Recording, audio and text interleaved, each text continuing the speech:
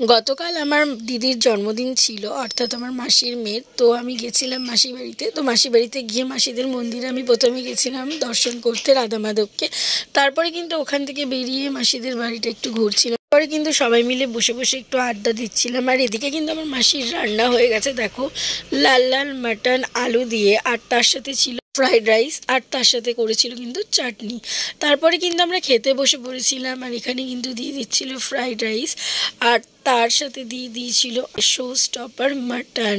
উফ, জাস্ট দারুণ লাগছিল। ভিডিওটা এডিট করার সময় আমার তো জিভে পুরো জল চলে এসেছিলো। যাই হোক, তারপরে কিন্তু ফ্রাইড রাইস আর মাটন দিয়ে কিন্তু দারুণ খাচ্ছিলাম। মাটনটাও দারুণ নরম হয়েছিল আর ভীষণ টেস্টি হয়েছিল। এখানে কিন্তু আমাদের বার্থডে গার্ল খেতে বসে পড়েছিল। আর এদিকে কিন্তু দেখো আমার মাসি খুব সুন্দর কিন্তু উলের পোশাক বানায়, তোমরা চাইলে কেউ নিতে পারো। মাসি এগুলো সেল করার জন্যই বানিয়েছে অর্ডারের। এগুলো কিন্তু রাধা মাধবের ধুতি আর ঘাগরা ছিল। তারপরে কিন্তু আমরা সবাই চলে গেছিলাম কেক কাটতে। এখানে কিন্তু দিদি বাইরেই কেক কেটেছিল, আর আমরা সবাই মিলে দারুণ এনজয় করছিলাম। ভীষণ মজা হয়েছিল কালকের দিনটা। তারপরে কিন্তু আমাদের সবাইকে কেক দিয়ে দিয়েছিল।